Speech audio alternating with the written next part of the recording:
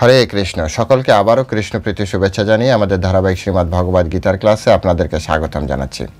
আজ আমরা শ্রীমদ্ ভগবদ গীতার অন্তর্গত 13 অধ্যায়ের 17 নম্বর শ্লোক নিয়ে আলোচনা করব। এই শ্লোকটির মধ্যে অত্যন্ত গোপনীয় একটি বিষয় আছে, যে বিষয়টি অনেকেই জানা নেই।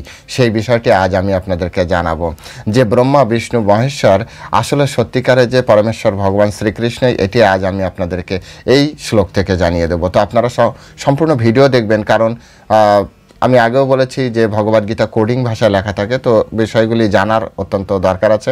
আজ আমি আপনাদেরকে সেই বিষয়গুলি ধরিয়ে দেবো, আপনারা নিজেরাও বুঝতে পারবেন। তো চলুন শুরু করি। শুরুতে ছোট্ট একটা অনুরোধ, যারা চ্যানেলে প্রথমবার এসেছেন অবশ্যই চ্যানেলটি সাবস্ক্রাইব করবেন এবং ভিডিওটি ভালো লাগলে অবশ্যই লাইক এবং শেয়ারের মাধ্যমে সারা পৃথিবীর মানুষের কাছে পৌঁছে দিন, যারা সনাতন ধর্মকে জানতে চায়। তো চলুন শুরু করি। নমো ওম বিষ্ণুপাদায় কৃষ্ণ প্রেষ্ঠায় ভূতলে শ্রীমতী ভক্তিবেদান্ত স্বামিনীতি নামিনে নমস্তে সারস্বতী দেবী গৌরবাণী প্রচারিণে নির্বিশেষ শূন্যবাদী পাশ্চাত্য দেশতারিণে বাঞ্ছাকল্পতরুর্ভৈশ্চ কৃপা সিন্ধুভ্যো চ पतितानां पावनेभ्यो वैष्णवेभ्यो नमो नमः।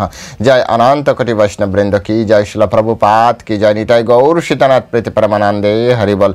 हरे कृष्णा कृष्णा कृष्णा हरे हरे, हरे राम राम राम हरे हरे। ओम नमो भगवते वासुदेवाय। ओम नमो भगवते वासुदेवाय। ओम नमो भगवते वासुदेवाय। श्रीमद् भगवद गीता त्रयोदश अध्याय प्रकृति पुरुष विवेक योग श्लोक नंबर 17। अविभक्तं च भूतेषु विभक्तम् इव च स्थितं भूतो भर्तृ च तद्ज्ञेयं ग्रसिष्णु प्रभविष्णु च। अविभक्तं च भूतेषु विभक्तम् इव च स्थितं भूतो भर्तृ च तद्ज्ञेयं ग्रसिष्णु प्रभविष्णु च। हरे कृष्ण। এখন আমরা শিল প্রভুপাদ কর্তৃক এই সংস্কৃত শ্লোকের উপরে যে বাংলা ভাষানুবাদ দেওয়া হয়েছে, সেই ভাষানুবাদ আমরা শ্রবণ করব। অনুবাদ: পরমাত্মাকে যদিও সমস্ত ভূতে বিভক্ত রূপে বোধ হয়, কিন্তু তিনি অবিভক্ত। যদিও তিনি সর্বভূতের পালক, তবুও তাকে সংহারকর্তা ও সৃষ্টিকর্তা বলে জানবে। আমি আরেকবার পড়ছি।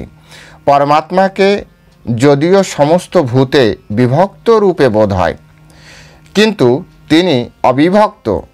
যদিও তিনি সর্বভূতের পালক, তবুও তাকে সংহারকর্তা ও সৃষ্টিকর্তা বলে জানবে। হরে কৃষ্ণ। জয় শিল প্রভুপাদ কি জয়।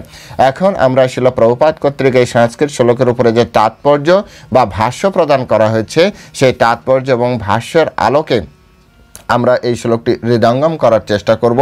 এই শ্লোক থেকে শিক্ষা গ্রহণের চেষ্টা করব। এই শ্লোকটি কীভাবে আমাদের জীবনে কাজ করে সেই বিষয়টি আমরা দেখব। তো চলুন শুরু করি। শুরুতে আমরা প্রথমেই শিল প্রভুপাদের যে তাৎপর্য, সেই তাৎপর্যটা আমরা দেখব। সেখানে স্পষ্ট করে বলা হচ্ছে, পরমাত্মা রূপে ভগবান সকলের হৃদয়ে বিরাজ করছেন। আমরা সকলেই জানি, আমাদের এর আগে ক্ষেত্রজ্ঞ সম্পর্কে যে এই 13 অধ্যায়ের প্রথমে পরমেশ্বর ভগবান বলেছে যে আমাদের হৃদয়ের মধ্যে কি আছে? আত্মা রয়েছে এবং পরমাত্মা রূপে তিনি বিরাজ করছেন। অর্থাৎ দুই ধরনের ক্ষেত্রজ্ঞ আছে, শরীরের মালিক আর সর্বভূতের মালিক, সমস্ত শরীরের মালিক। তো সেই বিষয় সম্পর্কে আগে বলা হয়েছে। এখন ওই বিষয়টা বলতে যে, কারণ এখানে 2 নম্বর শ্লোকে পরমেশ্বর ভগবান 2 নম্বর 13 অধ্যায় 2 নম্বর শ্লোক, যার কাছে গীতা আছে আপনি গীতা খুলে এখনই দেখতে পারেন। সেখানে পরমেশ্বর ভগবান বলছেন, ইদম শরীরম কৌন্তেয় ক্ষেত্রম ইতি অবিধীয়তে ইতজ্জবিত্তি তম প্রাহু ক্ষেত্রজ্ঞ ইতি তৎবিদ। অর্থাৎ ভগবান বলছেন যে, হে কৌন্তেয়, এই শরীর ক্ষেত্র নামে পরিচিত, অভিহিত, এবং যিনি এই শরীরকে জানেন তিনি হচ্ছেন ক্ষেত্রজ্ঞ। এবার 3 নম্বর শ্লোকে এসে ক্ষেত্রজ্ঞ সম্পর্কে স্পষ্টীকরণ করছেন। ক্ষেত্রজ্ঞ বলছে, ক্ষেত্রজ্ঞম চ অপি মাম বিদ্ধি। মাম মানে আমাকে জানবে। মাম বিদ্ধি সর্বভূতেষু ভারত। মাম মানে আমি না, কিন্তু কৃষ্ণ বলছে মাম, তাহলে কৃষ্ণের উপরে এই মাম শব্দটি প্রয়োগ হচ্ছে। তো বলছে যে ক্ষেত্রজ্ঞর জ্ঞানম যত্তজ্ঞানম মতম মম। যাই হোক, আমাদের প্রথম লাইনটাই আমাদের জন্য এখন প্রযোজ্য। সেটা হচ্ছে, আমাকে সমস্ত ক্ষেত্রের সমস্ত ক্ষেত্রে ক্ষেত্রজ্ঞ বলে জানবে। হ্যাঁ, তাহলে এখানে পরমেশ্বর ভগবান যখন বললেন পরমেশ্বর ভগবান সমস্ত ক্ষেত্রে ক্ষেত্রজ্ঞ, এবার প্রত্যেকের হৃদয় পরমাত্মা রূপে রয়েছে, তাই এখানে সেই বিষয়ের পুষ্টিকরণ করছে। কারণ যারা সনাতন ধর্ম প্রকৃতার্থে বোঝে না, শাস্ত্রসম্মত বা গুরু পরম্পরা ধারায়, তাদের ভিতরে এক ধরনের ভ্রান্তি থাকে, আচ্ছা ভগবান তো সকলের হৃদয়ে বিরাজ করছে, তার মানে ভগবানকে আলাদা আলাদা হয়ে যাচ্ছে, বা অনেকগুলো ভগবান হয়ে যাচ্ছে। বিশেষ যারা সনাতন ধর্ম অবলম্বী নয়, তাদের ভিতরে এই এক ধরনের ভ্রান্তি খুব কঠিন আকারে রয়েছে। এই দেখো তোমাদের ভগবান ভাগ হয়ে গেছে, তোমাদের ভগবানের শক্তি কম হয়ে গেছে, তোমাদের ভগবান প্রত্যেকের হৃদয়ে প্রবেশ করে দেখো তিনি সব অল্প অল্প হয়ে গিয়েছেন। তো পরমেশ্বর ভগবান ওই ক্ষেত্রজ্ঞ বোঝানোর পরে তিনি এখন ক্ষেত্রজ্ঞ সম্পর্কে আরও পুষ্টিকরণ করছে। মানে ধরুন বিষয়টাকে এইভাবে উদাহরণ দেওয়া যেতে পারে, প্রথমে আপনি পেন্সিল দিয়ে একটা ছবি এঁকেছেন, তো সুন্দর হয়েছে, এবার তার উপরে হালকা করে একটু রং করেছেন, আরও সুন্দর হয়েছে, এরপরে আরও সুন্দর রং করেছেন, আরও সুন্দর দেখাচ্ছে, তারপরে সেটাকে আরও মন দিয়ে রং করেছেন, সেটা একেবারে জীবন্ত ছবির মতো দেখাচ্ছে।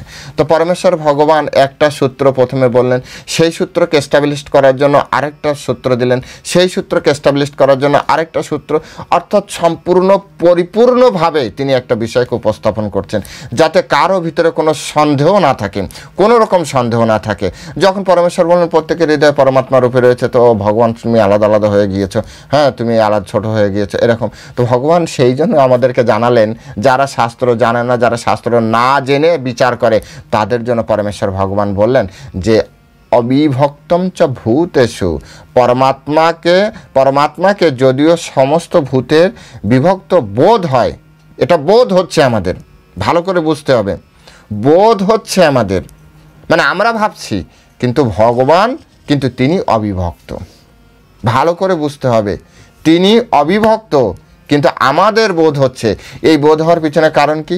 এই বোধ হওয়ার পিছনে কারণ হচ্ছে আমাদের এই জড় বা ভৌতিক শরীর, ভৌতিক জ্ঞান, আমাদের এই ভৌতিক বুদ্ধি, মায়া অপহৃত জ্ঞানা, মায়া দ্বারা অপহৃত জ্ঞান যখন নষ্ট হয়ে যায়, হারিয়ে যায়, অপহৃত মানে হারিয়ে যাওয়া, মায়া অপহৃত জ্ঞানা, মায়ার দ্বারা যখন জ্ঞান হারিয়ে যায়, তখন আমরা সঠিক বিষয়টা না দেখে তখন আমরা ভুল বিষয় দেখি, যেটা জানা তাকে তাই দেখতে শুরু করি। মাটিকে স্বর্ণ জ্ঞান করি, স্বর্ণকে মাটি জ্ঞান করি, আমরা জলকে আগুন জ্ঞান করি, আগুনকে জল জ্ঞান করি, আমরা যেটি সম্পর্কের না তাকে সেই সম্পর্কের ভাবি, আমরা বন্ধুকে শত্রু ভাবি, শত্রুকে বন্ধু ভাবি, এটা হচ্ছে মায়াপূরিত জ্ঞানার ফল।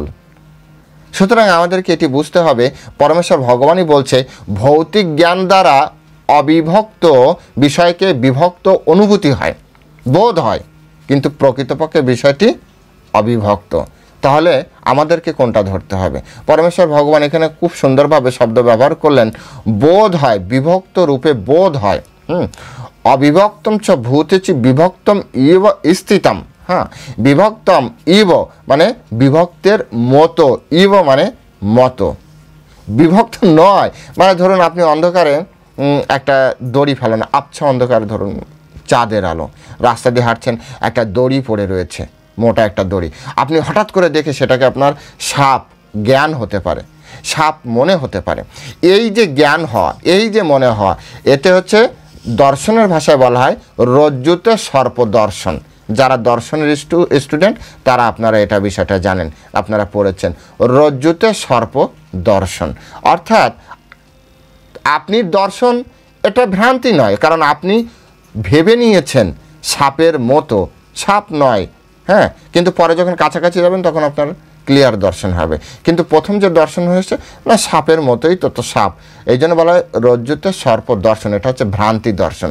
ঠিক তেমনি প্রত্যেকটা শরীরের ভিতরে পরমাত্মা, জীবাত্মা তো রয়েছে, আমরা আত্মা রয়েছি, সাথে সাথে আমাদের এই হৃদয়ের ভিতরে আত্মার পাশে কঠ উপনিষদে এটা স্পষ্ট করে ব্যাখ্যা করা হয়েছে যে আমাদের এই শরীরকে একটা বৃক্ষের মতো তুলনা করা হয়েছে, সেই বৃক্ষে আত্মাকে ভোগকারী ফল। দেখবেন যে আমাদের গীতার প্রথমের দিকে, আগে গীতার প্রথমের দিকে একটা ছিল,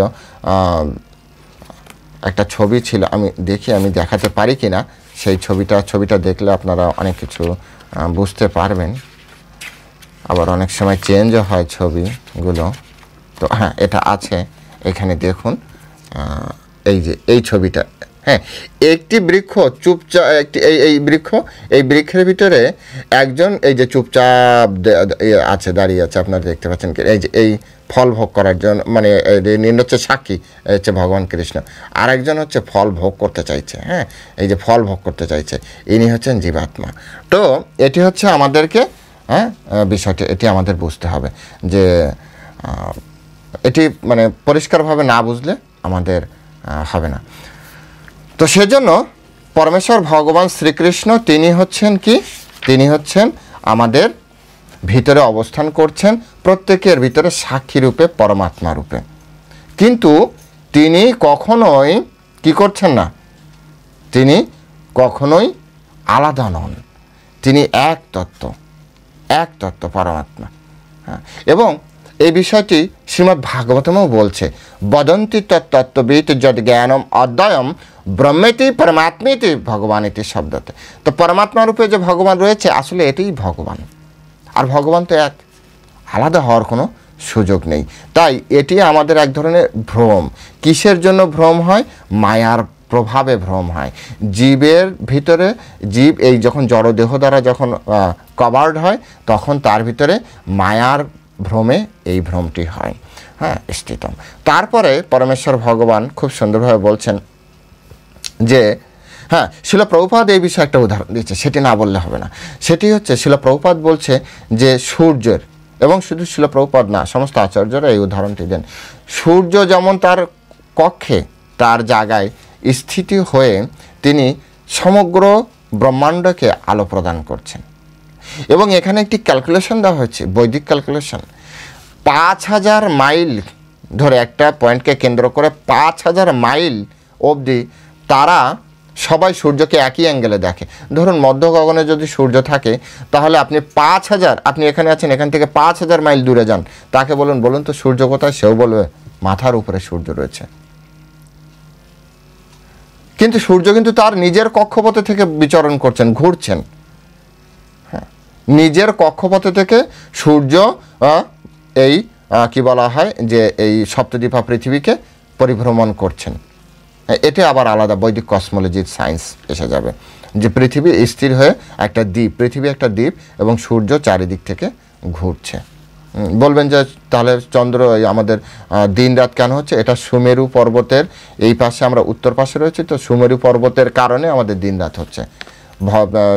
আপনার যখন সূর্য ঘুরতে ঘুরতে সুমেরু পর্বতের ওপাশে চলে যায়, তখন সুমেরু পর্বতের ছায়া আমাদের পড়ে, সেই জন্য আমাদের দিন রাত হয়। এনিহাও, ওটা বৈদিক কসমোলজির অন্তর্ভুক্ত, ওটা আমি এই বিষয়ে এখন বলতে গেলে অনেক হয়ে যাবে।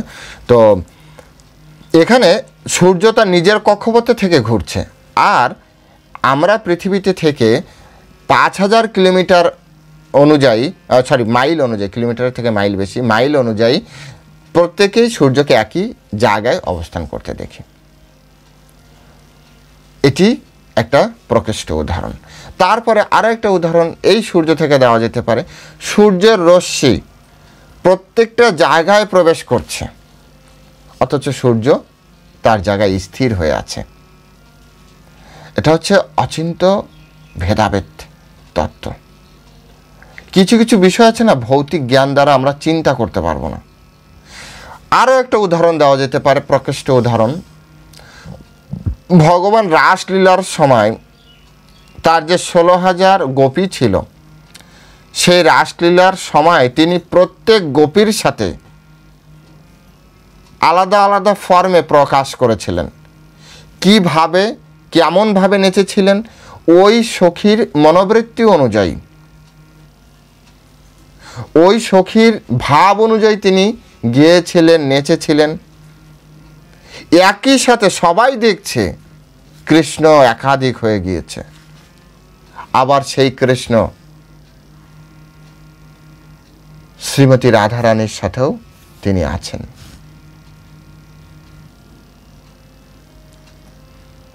এটি অচিন্ত ভেদাভেদ তত্ত্ব। এটি শুধু পরমেশ্বর ভগবান, উনি পরমেশ্বর ভগবান, তাই শুধু এটি সম্ভব হয়েছে। এ সম্পর্কে আরও একটা উদাহরণ দেওয়া যেতে পারে ব্রজলীলা থেকে। পরমেশ্বর ভগবান শ্রীকৃষ্ণ বাললীলা করছেন, তখন বা কৈশোর লীলা। তিনি এক গোপীর বাড়িতে গিয়েছেন মাখন খেতে। সেই মাখন খেতে যে তিনি ধরা পড়েছেন, সেই গোপী তার হাত ধরে নিয়ে, ভগবান কৃষ্ণের হাত ধরে নিয়ে মা যশোদার কাছে নালিশ করতে এসেছেন। মা যশোদার কাছে নালিশ করতে এসে তিনি দেখলেন, আশ্চর্য হয়ে যাবেন, তিনি দেখলেন মা যশোদার কোলে কৃষ্ণ শুয়ে মাখন খাচ্ছে। গোপী কিন্তু হাত ধরে নিয়ে এসেছে তার বাড়িতে, মাখন চুরি করতে যে ধরেছে, তার বন্ধু বান্ধব নিয়ে তার বাড়িতে মাখন চুরি করতে গিয়েছিল। কৃষ্ণ আবার একা কিছু করতো না, কৃষ্ণ সকলকে সাথে নিয়ে করত। এটি একটা বিষয়। এর থেকে আমাদের শিক্ষা আছে, আমাদের সকলে একসাথে থাকতে হবে। কৃষ্ণকে যখন একা ধরে নিয়ে আসলো, কৃষ্ণ বলছে ছেড়ে দাও, ছেড়ে দাও, আমি আর কখনো এরকম করব না। না, গোপী তো প্রমাণ করবে। যশোদা মায়ের সামনে যখন এসেছে, যশোদা মাকে বলতে যাবে, তখন তার বলতে পারছে না। বলছে যে কৃষ্ণ আমার বাড়ি চুরি করতে গেছে। কারণ কৃষ্ণ তো দেখছে তার মায়ের কোলে শুয়ে মাখন খাচ্ছে, এদিকে হাতও ধরে রাখা। কিছুক্ষণ পরে যখন হাত দিকে তাকিয়েছে, দেখে উনি ওনার ছেলের হাত ধরে রেখেছে। বিচার করে দেখুন, উনি তো হতভম্ব, কিং কর্তব্য বিমূঢ় হয়ে গিয়েছেন। আরে কি বলি, কি করি, কিছুই না বলে দাঁড়িয়ে আছে। পরে যখন বাইরে এসে ভাবছে, তখন দেখে আবার কৃষ্ণের হাত ধরে রেখেছে। উনি তো আরো বিভ্রান্ত হয়ে পড়েছেন, কি ব্যাপার, কি হচ্ছে। কৃষ্ণ বললেন যে আমি তোমাকে বললাম আমাকে নিয়ে যেও না মাইয়ার কাছে, এবার তোমার ছেলের রূপ ধরেছি, এরপরে যদি কোনোদিন এরকম করো তোমার স্বামীর রূপ ধরবো। কি থ্রেট! এই জন্য গৌর গোবিন্দ স্বামী মহারাজ ছিল প্রভুপাদের একজন সন্ন্যাস দীক্ষিত শিষ্য। ইস্কনের যত মহান শিষ্যবৃন্দ আছে ছিল প্রভুপাদের, তাদের ভিতরে অন্যতম একজন বলা যেতে পারে, অত্যন্ত বয়োজ্যেষ্ঠ। পুরীর পাণ্ডা ছিলেন। পুরীতে এখনো সবাই বংশ পরম্পরায় জগন্নাথের কাজ করে, যার যে কাজ বংশ পরম্পরায় শুধু সেই কাজই করে। গৌর গোবিন্দ স্বামী মহারাজ ছিলেন যে পরিবার জগন্নাথের গান গেয়ে ঘুম ভাঙায় এবং ঘুম পড়ায়, সেই পরিবারের সন্তান, মহান ভক্ত। সেই গৌর গোবিন্দ স্বামী মহারাজ তিনি একটি ক্লাসে বলছিলেন Sri Krishna supreme personality of Sri Krishna. বলতে বলতে একসময় বলছে শ্রীকৃষ্ণ সুপ্রিম পার্সোনালিটি অফ থিপ শ্রীকৃষ্ণ। মানে ওনার থেকে বড় চোর নেই, ওনার থেকে বড় পলিটিশিয়ান নেই, ওনার থেকে বড় উকিল নেই, ওনার থেকে বড় দার্শনিক নেই, ওনার থেকে বড় যুক্তিদাতা নেই, ওনার থেকে বড় শক্তিশালী নেই, ওনার থেকে বড় কর্তা নেই, ওনার থেকে বড় রাজা নেই, ওনার থেকে বড় শক্তি কি বলবো, যা কিছু বলেন, সম্পদশালী নেই, ওনার থেকে বেশি সৌন্দর্য কারো নেই। সমস্ত সৌন্দর্যের অধিকারী পরমেশ্বর ভগবান। সেই জন্য এখানে বলা হয়েছে অবিভক্তম চ ভূতেষু বিভক্তম ইব চ স্থিতম। এটা তোমাদের ভ্রম যে তোমরা তাকে আলাদা দেখছো, কিন্তু পরমেশ্বর ভগবান একই, একজন। চিন্তা করে দেখুন, চিন্তা করে দেখুন। এই জন্য কৃষ্ণ তত্ত্ব বোঝা খুব কঠিন। আধ্যাত্মিক তত্ত্ব কেন মানুষ বুঝতে পারে না? কারণ এক, গুরু পরম্পরায় তারা শিখছে না, দুই, কৃষ্ণের তারা ভক্ত নয়। ভগবদ গীতায় ভগবান বলেছে গীতা শুধু সেই বুঝতে পারবে স এবয় ময়াতে অদ্য যোগ প্রক্ত পুরাতন ভক্ত সীমে সখা চ ইতি রহস্যম হেতু উত্তমম। যে আমার ভক্ত, যে আমার সখা, অর্জুনকে বলেছিল তুমি আমার ভক্ত আর সখা, সেই জন্য তোমাকে আমি এই কথাগুলি বলছি, আর এই জন্যই তুমি এই জ্ঞান হৃদয়ঙ্গম করতে পারবে। ভক্তগণ, যদি আপনি ভগবানের ভক্ত না হন, এবার ভক্ত কীভাবে হবেন? ভক্তের ভক্ত। ভক্তের ভক্ত না হওয়া অবধি আপনি গীতার জ্ঞান পাবেন না। গীতার উপরে আপনি দৌড়দৌড়ি করতে পারবেন, গীতার জ্ঞান কণ্ঠস্থ করতে পারবেন, কিন্তু নিজের জীবনকে গীতার আলোকে পরিবর্তন করতে পারবেন না। এত সহজ নয়। গীতার আলোকে গীতা পড়াতে পারবেন, আছে, আমরা দেখছি হাজারো লোক পড়াচ্ছে, কিন্তু গীতা অনুযায়ী জীবনযাপন কদাচিৎ। আমাদের মহারাজদের জীবন আমরা কাছের থেকে দেখি,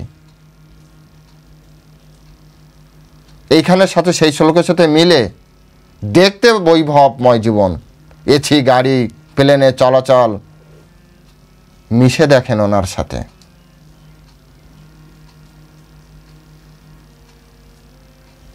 মহান মহারাজ, আমাদের মহারাজ সকালবেলা পান্তা খায়, পান্তা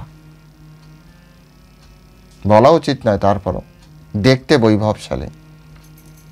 তার রুমে এসি লাগায়, রুমে বলছি তার অফিসে এসি লাগানো, রুমে সে একটা পার্টিতে ঘুমায়। আমরা গিয়েছি, আমি নিজে গিয়েছি ওনার রুমে। ওনার রুমের আসবাবপত্রের ভিতরে একটা সেই সনের পার্টি বলে, আর নিচে নাচার জন্য একটা কম্বল, একটা বালিশ, একটা চেয়ার, একটা টেবিল, আর বই রাখার জন্য একটা দেয়াল আলমারি, যেটাকে বলা হয় মন্দির থেকে করে দেওয়া। এই হচ্ছে তার আসবাবপত্র। বাইরে থেকে দেখলে মনে হয় আরে বাবা কি বিশাল বৈভব, প্রচারের স্বার্থে এগুলো গ্রহণ করেছে। তাই এখানে বলা হচ্ছে অবিভক্তম চ ভূতেষু বিভক্তম ইবচ স্থিতম। দেখতে মনে হয় বিভক্ত, কিন্তু আসলে অবিভক্ত। বাইরে দেখতে মনে হয় অত্যন্ত, মানে কি বলা হয়, ঐশ্বর্যশালী বৈভবশালী, কিন্তু ভিতরে বৈরাগ্য। পুণ্ডরীক বিদ্যানিধি ছিল জমিদার, দেখতে বিশাল জমিদার, ভিতরে ছিল মহান ভাগবত, বৈরাগ্যের প্রতিমূর্তি।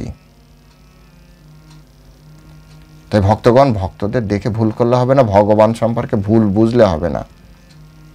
অনেক সময় ভক্তও অনেক সময় বিভ্রান্তিতে পড়ে যায়। গদাধর পণ্ডিত বিভ্রান্তিতে পড়েছিল, এর পিছনে আবার একটা কারণ আছে।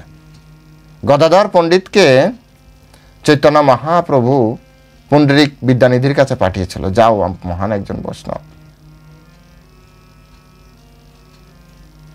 জগদানন্দ পণ্ডিত নিয়ে গিয়েছিল, আরও সাথে অনেক বৈষ্ণববৃন্দ ছিল। তো যে দেখে বিশাল বড় বৈভব, মানে জমিদার, মানে বুঝতে পেরেছেন, রাজ সিংহাসনে বসা, রাজ বেশ, এইরকম চলছে। আর গদাধর পণ্ডিত প্রচণ্ড বৈরাগী ভক্ত ছিলেন। বলছে আরে আমাকে কার কাছে নিয়ে আসলো, কার কাছে পাঠালো? যে বললেন যে এ কি, কেমন ভক্ত। তখন চৈতন্য মহাপ্রভুর নির্দেশে জগদানন্দ পণ্ডিত ভাগবতমের একটা শ্লোক পড়েছিল। সেই শ্লোক শোনার সাথে সাথে তার বৈরাগ্য জাগ্রত হয়েছে, কৃষ্ণ প্রেম জাগ্রত হয়েছে, কৃষ্ণ স্মৃতি, কৃষ্ণের প্রতি সেই যে প্রেম, সেই জাগ্রত হয়ে গেছে। সাথে সাথে তার সব কিছু ছিঁড়ে ছুঁড়ে ফেলে দিয়েছে এদিক ওদিকে। সে তখন কৃষ্ণ কৃষ্ণ, মানে সে একটা যে অষ্টসাত্ত্বিক বিকার শুরু হয়ে গিয়েছে। গদাধর পণ্ডিতের চোখ বড় বড় হয়ে গেছে, আরে কি দেখছি আর কি ভেবেছিলাম। পরবর্তীতে চৈতন্য মহাপ্রভুর কাছে এসে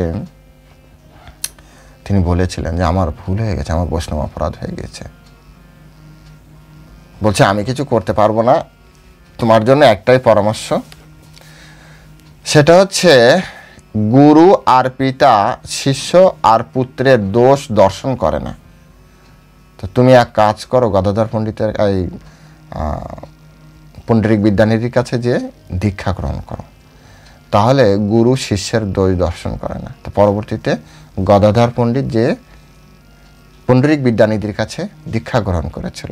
এখন এই দীক্ষার পিছনে কারণ কি? এই দীক্ষার পিছনে কারণ হচ্ছে এনাদের দুজনকে সম্পর্কে মেলানো। কেন সম্পর্কে মেলানো? কারণ ব্রজলীলায় যিনি রাধারানী ছিলেন, গৌরলীলায় তিনি গদাধর পণ্ডিত।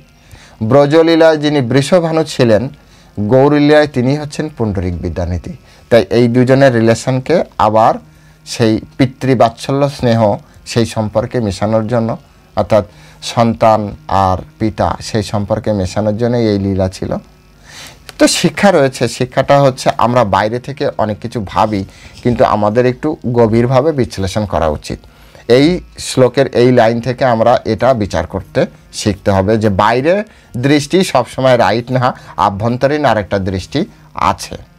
এর পরের লাইনে বলছে ভূত ভর্তু চ তদ্জ্ঞেয়াম গ্রসিষ্ণু প্রভবিষ্ণু চ, বলছে যদিও তিনি সর্বভূতের পালক, ভূত ভর্তৃ, ভর্তৃ মানে হচ্ছে ভর্তৃ শব্দটা ভর্তা, ভর্তা ভর্তা মানে হচ্ছে স্বামী, সমস্ত কিছুর পালক তিনি। আমরা বলি না ব্রহ্মা বিষ্ণু মহেশ্বর, বলি কি না? অর্থাৎ তিনি হচ্ছেন সব কিছুর সৃষ্টিকর্তা। ব্রহ্মা হচ্ছে সৃষ্টিকর্তা, বিষ্ণু হচ্ছে পালনকর্তা, আর শিবজি মহারাজ বা মহেশ্বর হচ্ছে সংহারকর্তা। এটা সবাই জানে, কিন্তু আজ আমি আপনাদেরকে সেই বিষয়টা গীতার আলোকে জানাচ্ছি।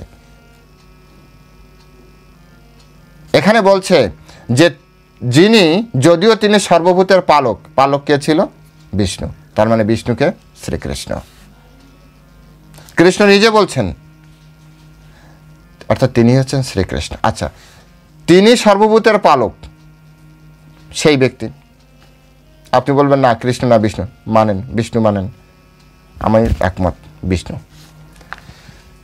বলছে তবুও তাকে সংহারকর্তা ও সৃষ্টিকর্তা বলে জানবে। তো বিষ্ণু যদি মানেন তিনি পালক, আর তাকেই আপনি কি মানবেন? সংহারকর্তা। সংহারকর্তাকে আমি আপনি সাধারণভাবে সংহারকর্তা কাকে জানি? বলুন। মহেশ্বরকে, শিবজিকে সংহারকর্তা। গীতায় কি বলছে? তবুও তাকেই সংহারকর্তা জানবে, সৃষ্টিকর্তা জানবে। তাহলে সংহারকর্তাকে অ্যাকচুয়ালি সত্যম শিবম সুন্দরাম, সত্বম শিবম সুন্দরাম। শিবজি মহারাজ পরমেশ্বর ভগবান শ্রীকৃষ্ণের রূপ। এই ব্রহ্মাণ্ড একটা লজিক দিয়ে, সিম্পল লজিক, এই বাড়ি শ্রীকৃষ্ণের, কেউ ভাঙতে পারবে না। তাই ভাঙতে গেলে শ্রীকৃষ্ণই ভাঙবে। তিনি হচ্ছেন সুপ্রিম, এমন কারো ক্ষমতা নেই যে পরমেশ্বর ভগবানের এই ব্রহ্মাণ্ডকে ধ্বংস করে। তাই ধ্বংসকর্তা রূপে শ্রীকৃষ্ণ নিজেকে রূপ প্রদান করেন। সেই রূপকে আমরা মহেশ্বর জানি, সেই রূপকে আমরা শিব জানি, সেই রূপকে আমরা রুদ্র জানি। এসবই শ্রীকৃষ্ণের রূপ। আর এই জন্য বিশ্বরূপ দর্শন আগে করিয়েছে। এই কথা বলার আগে বিশ্বরূপের ভিতরে মহেশ্বর শ্রীকৃষ্ণেরই রূপ। 13 অধ্যায় আসার আগে 11 অধ্যায় আপনাকে ভালোভাবে পড়ানো হয়েছে, যাতে আপনি বোঝেন ব্রহ্মা বিষ্ণু মহেশ্বর সব শ্রীকৃষ্ণেরই রূপ। সেই শ্রীকৃষ্ণ নিজেকে আলাদা আলাদা ফর্মে তৈরি করে আলাদা আলাদা কাজ করেন, আলাদা আলাদা রস আস্বাদন করেন। কৃষ্ণ স্বয়ং নিজেকে বালক তৈরি করে পিতা মাতার বাৎসল্য রস আস্বাদন করেন। কেন বাৎসল্য রস আস্বাদন করেন?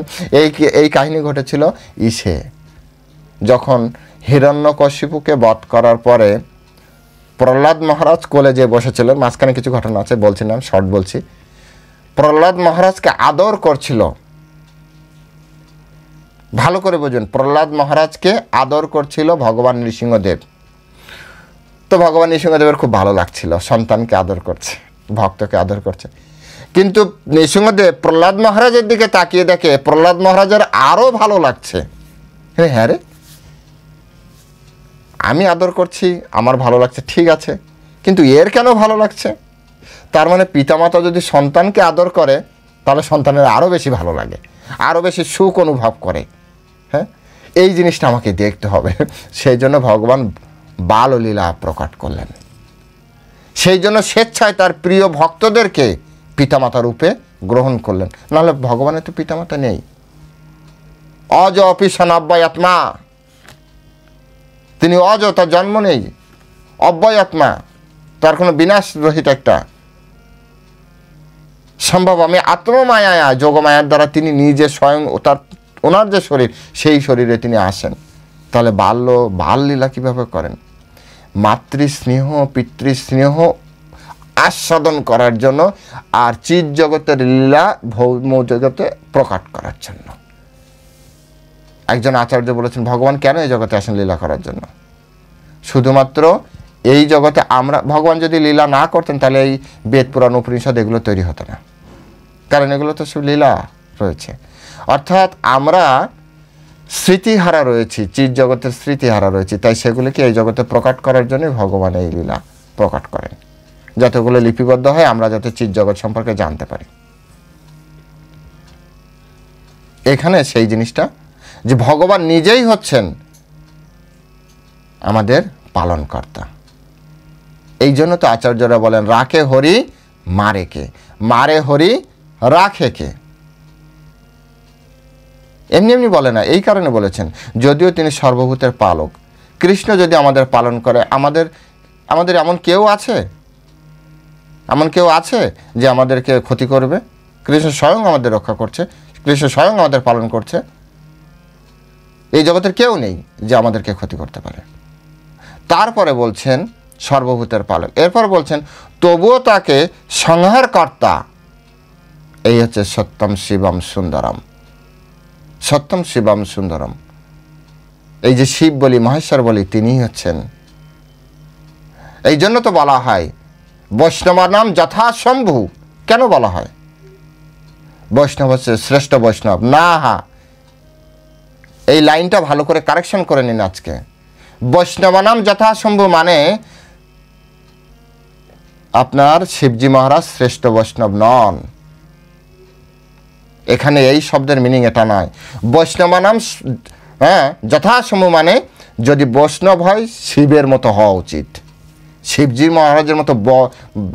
যথা মানে যেমন, যেমনটা বৈষ্ণব নাম যথা, বৈষ্ণব হয় যেমন শম্ভু। শ্রেষ্ঠ বৈষ্ণব বলা হয়নি এখানে। শ্রেষ্ঠ শব্দ সংস্কৃত শব্দ আলাদা, যথা মানে যেমন। আপনি আমি যদি বৈষ্ণব হওয়ার ইচ্ছা করি তাহলে শিবজি মহারাজকে যেন দেখি। কেন শিবজি মহারাজকে দেখব? এখানে বলা হচ্ছে তিনি হচ্ছেন সংহারকর্তা। তিনি এসেছেন কে? ভগবান। তিনি এসে বৈরাগ্যের শিক্ষা দিয়েছেন। চৈতন্য চরিতামৃত সাথে যদি আপনি এটা যোগ করেন আসবে নিজে আচুরি ধর্ম ভক্তের শেখায়। প্রেম কিভাবে করবেন? চৈতন্য মহাপ্রভু রূপে সেই কৃষ্ণ এসেছেন। বৈরাগ্য কেমন হবে? তিনি শিবজি মহারাজ রূপে এসেছেন।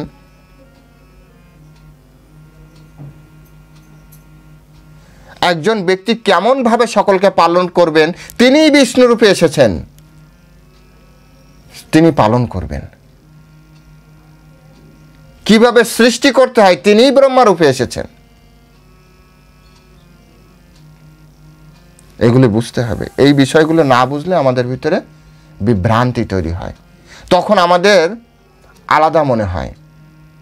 কিন্তু যখন আপনি এই তত্ত্ব বিচার করতে পারবেন তখন আপনি এই যে বলেন না যত্র যত্র নেত্র স্ফুরে তত্র যত্র যত্র নেত্র পড়ে তত্র তত্র কৃষ্ণ স্ফুরে। এটা কেন বলা হয়েছে? অর্থাৎ যেখানে যেখানে আপনার চোখ পড়বে সেখানে শুধু আপনি কৃষ্ণকেই দেখতে পারবেন। যেটা কৃষ্ণ নয় সেটা আপনি কিভাবে কৃষ্ণ দেখবেন? তো দেখাটাও তো অপরাধ। যেটা কৃষ্ণ নয় সেটাকে যদি আপনি কৃষ্ণ দেখেন সেটা অপরাধ নয়? তাহলে সেটা যদি কৃষ্ণ দেখেন তাহলে সেটাকে কৃষ্ণ হতে হবে। আর সেটা তখনই কৃষ্ণ হবে যখন সেটা সাক্ষাৎ কৃষ্ণ। তার মানে কৃষ্ণের প্রকাশ। কৃষ্ণের প্রকাশ যদি না হয় তাহলে কৃষ্ণ দর্শন হবে না। আর আচার্যরা বলেছে যে কৃষ্ণ দর্শন হবে মানে ওটা কৃষ্ণের প্রকাশ। ভগবদ গীতায় বলেছেন যে বিদ্যা বিনয় সম্পন্ন ব্রাহ্মণে গভী হস্তিনী শুনিচৈব সাপাকে চ পণ্ডিতা সমদর্শিনা। যিনি যথার্থ পণ্ডিত তিনি সবার ভিতরে সমান দেখেন।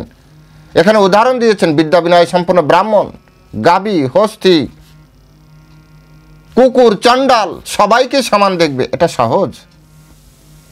ও তখন কৃষ্ণময় দেখে। কিভাবে দেখে? চৈতন্য চরিতামৃত এই শ্লোকের সাথে অ্যাড করে দেন। জীবে সম্মান দিবে জানি কৃষ্ণ অধিষ্ঠান, প্রত্যেকের হৃদয় পরমাত্মা রূপে কৃষ্ণ রয়েছে। এই শ্লোকের সাথে এবার মিলান অবিভক্তম চ ভূতেষু বিভক্তম এব চ স্থিতম। প্রত্যেকের হৃদয় পরমাত্মা রূপে প্রত্যেকের হৃদয় রয়েছে এই পরমেশ্বর ভগবান রয়েছেন। ইন্টারকানেক্টেড, সবগুলির সাথে ইন্টারকানেক্টেড আছে।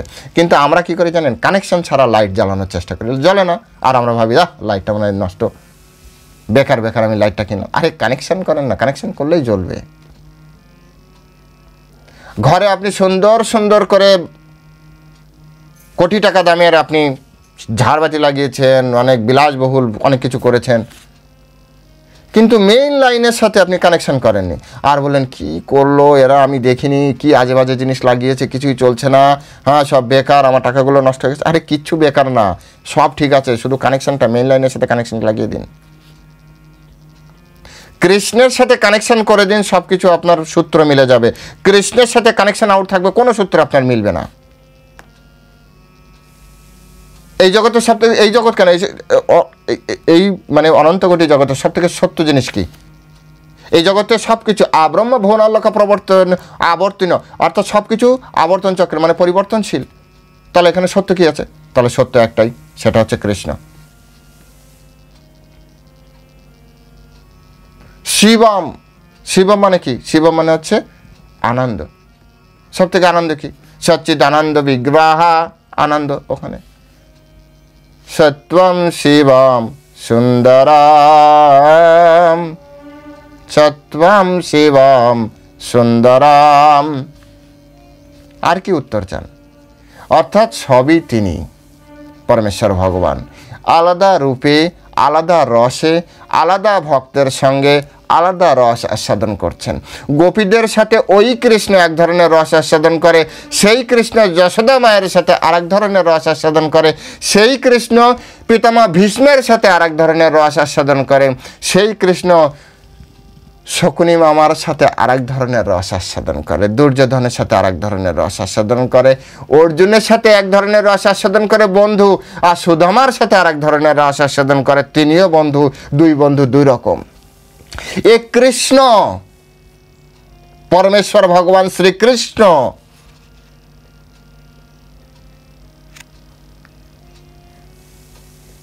রস বিগ্রহ, তিনি রস বিগ্রহ, রস আস্বাদনে তার সমান কেউ নেই। অনন্ত রস তিনি আস্বাদন করেন ভক্তগণ। তাই ভগবানকে ভালোভাবে জানতে হবে গীতার মাধ্যমে। আবারও বলছি, যে কথাটা দিয়ে শুরু করেছিলাম, গীতা হচ্ছে কোডিং ভাষায় লেখা আছে। গুরু পরম্পরায় যদি আপনি শোনেন সব কিছু মিলবে, গুরু পরম্পরায় যদি আপনি না শোনেন সব কিছু আলাদা, এক শ্লোকের সাথে আর এক শ্লোক আপনার আলাদা মনে হবে। তখন আপনি সবাইকে এক মনে করতে পারবেন যদি আপনি গুরু পরম্পরায় শোনেন।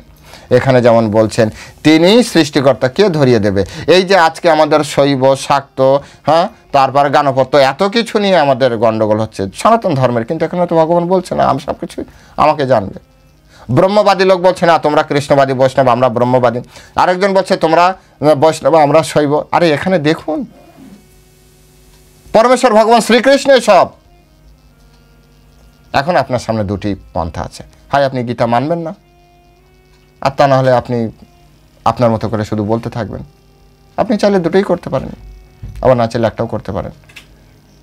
হয় গীতা মানেন, মেনে নিলে সব কিছু বলেন সবই সব কৃষ্ণের, আর যদি না মানেন আপনার মতো করে বলুন। আজ এ পর্যন্তই ভক্তগণ। এই বিষয়টায় আপনি কি বুঝতে পেরেছেন অবশ্যই কমেন্ট সেকশনে লিখবেন।